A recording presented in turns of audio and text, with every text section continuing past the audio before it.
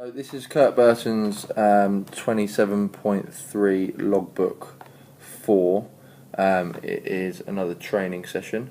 So Kurt, what was the name of the skill, the activity you were doing today? You want to show it on the tactics board? I was doing 3v2 overload, but defending the defending team.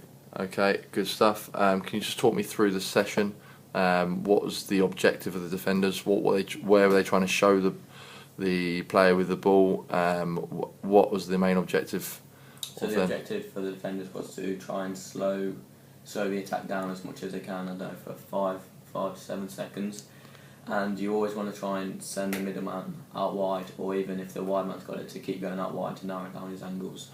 Okay, so if you do, like you just said, narrow the angles of the wide man, what does that create defensively? If the ball goes out wide, then you can go and engage him. What does that create? What situation? Basically a 2v2. This man will be out. Okay, good stuff. So you now nullified it. So you now with 2v2. Good. You spoke about the 5 to 7 second rule. Yeah. That the coach implemented. What's happened after 5 seconds? The attacker that might have just given the ball away or lost the ball gets to come back and make it a 3v3. Make it a 3v3. Good stuff. So as you mentioned, the objective of this is to delay. Yeah. How do you delay when defending? Should you press or should you drop off? Neither really. You shouldn't press too high or drop too much. You should try and hold your ground and try and cut off the angles, but without letting the man with the ball come too close to your goal line. Okay, good stuff. That's your outline of the practice. As you mentioned, you should delay, but delay not too much, and you shouldn't engage. Otherwise, you get pushed with the ball just pass the ball around you. Mm-hmm. How do you feel you did in this session personally? Personally, I think I did quite well. There were a few scenarios where they scored or I made a rash decision where I gave away a foul, but I know how I can improve on this. Okay, good stuff. Did you concede any goals? Yes, we conceded, I'd say, about 3 or 4 out of the 30. Are you happy with that? Yeah, I'm quite content with that. Good stuff. What improved? Why were you happy? Specifically, what did you do well? My communication was quite good with my other defender to try and hold the ball up as much as I could. Okay, and you mentioned in your first logbook that you had a weakness in that logbook. How did that relate to this session? In this session, I'd say my weakness was... What was your weakness in your first logbook? Not moving the ball quickly enough when I was on the ball. No. What was it? It's when you played a match and you dived in hastily. Oh yeah. So, defending in a 1v1 situation. Yeah. Good stuff. So how did this relate? Did this help you improve that? Yes, it helped me improve that a little bit. However, this time it was overloaded, so sometimes I felt that I did need to make them silly tackles or hasty tackles that were risky but could pull off. And I say 50-50, I won it and lost it at the same time. Okay, good stuff. So what improvements would you make for yourself from this session? Not give away fouls in my own half so they can score. Try and give away a foul in their half. So it's a lot harder for them to score. Okay, so good. So it's not necessarily bad. It's a little bit unsportsman, but it's not necessarily bad tactic to try and foul. If you're overloaded, try and foul early doors. So not in an area where they can potentially have a shot. You've mentioned delay. The objective is to delay. You mentioned it's a 3v2, which is good. You've outlined the session, which is really good.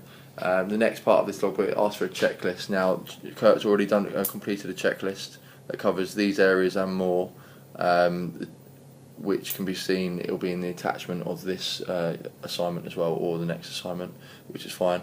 The next section is coach's comments. For me, Kurt's strengths, like he said, was communication. He organised really well.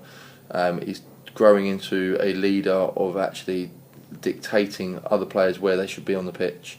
He ensured that with the other defender that they push the play out wide and try and create a 1v1 stroke 2v2 situation. Area of improvement, like he said, he's still occasionally diving in a little bit hastily and giving away a foul a little bit too high up on the pitch. In a 3v2 situation, he can't really afford to do this because if he dives in and gives away the foul and they still make the pass, he may be out the game. He's given away a foul and they still may have the advantage. So it could be like a double negative for us. But he is learning. He definitely showed improvements towards the end of the session. Now I'm going to ask Kurt what his personal statement is. Was he happy with how the session went? What's he going to go away and work on after this? So were you happy with how the session went? Yeah, I was happy. Yeah? Do you feel like you improved? Yeah, I'd say I improved a few elements. Do you understand the principle of play of defending against the overload now? Yeah. Good stuff. And that is? To slow the play down and try and wait for your teammate to get back and always make them play out wide. Brilliant, good stuff. Okay, that is the end of Kurt's logbook 4. We're now halfway through, we only have 4 more left. Okay, this is Kurt Burton's 27.3, this is logbook 5, over halfway through. It's another training session, and if you want to explain what the objective of this training session was and the name of the tactical skills you were practicing. We were focusing on when to press the ball, triggers to when to press the ball, so if the keeper's touched the ball, then he can't touch it again. If you want to replace that red button with a black one and use the black one as the ball. Good. Like that, yeah. Right, so say if this is a keeper and he's touched the ball, then he can't touch it again. I know that won't work because they're the attackers. Okay, just switch them around. Good. Yeah, that's fine. So there's a trigger when to press. So say if the keeper's touched it, then we know we can't touch it again. So as soon as he's passed that man, we just all press, and it's literally man for man, all 1v1s. Okay, so why are you pressing so high? Because it's in their third of the pitch, so it's basically a low risk, high reward. Good stuff. So if you're the man next to the ball there, in the yellow, if he did get beaten, as you said, it's low risk, high reward. Mm-hmm. If you start with reward, what's the reward? If you win the ball there, realistically you should score in a 1v1 against the keeper. Okay, so you're pretty much in on goal. Good stuff. And if he does get beaten? Then there is still time for him to recover and win the ball back. Good stuff. And there's still 2, I know we haven't got enough counters, but still 2 men behind the ball to try and slow them down. Yeah. Good stuff. So that's a trigger for when the goalie's touched the ball. What happens if the goalie hasn't touched? Say if it's from a throw-in, would you press then? No, you would be close to the man, so as soon as the keeper touches it, you can press straight away, but you won't be pressing. You'll be dropping off. Why? Because they'll be able to play it out, because they have that extra man advantage now, so technically, well in this scenario, it'll be a 4v3, so they'll be able to play it through you. Okay, brilliant. All around you. Good stuff. How do you feel? Okay, that's what the aim and the outline of the practice was, which is really good, and that's you describe tactically what you have to do. You have to press in the triggers. How do you feel what your strengths and weaknesses were in this? How did you feel you did? Where did you play? Did you play as well? You obviously all rotated because I was there. I was coaching you. Yeah. How did you feel you did as one of the top men trying to win the ball back, realising the triggers? Previously, I have been struggling in 1v1s. However, I've been improving. So I was normally winning my 1v1s in their final third, which was good, because that would lead to a goal. However, my weakness was sometimes I'd get overconfident and always try and win the ball instead of sometimes jocking off. So like I said before, when the keeper doesn't touch it, I'd still press.